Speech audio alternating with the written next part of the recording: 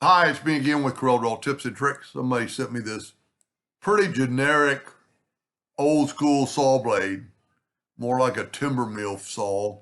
I've made plenty of saw blades. If we take a 6-sided polygon and hit P and take this inside node and do that, now because it's a 6-sided, I'm going to Control D and I'm going to rotate it 10 degrees and then Control D, Control D, Control D, and they're equal. And then we'll take this and weld it. We have that saw blade. Mine might be a little sharper. And then of course it's need a hole for the saw blade because we're working in the center of the page. We're going to mimic this, even the same color. I don't know that he needs it, but if you'll get the Smart Fill tool, get the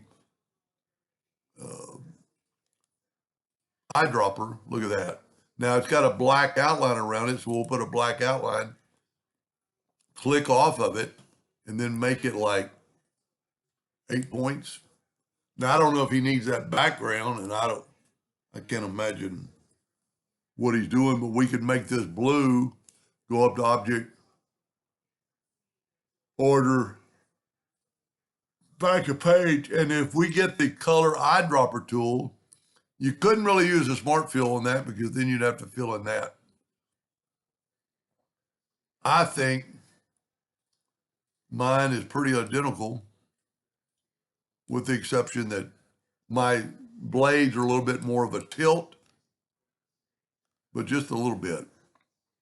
Anyway, there's a lot different ways to draw a saw blade like that, more modern type saw blade, but maybe that'll help him. Thank you for watching.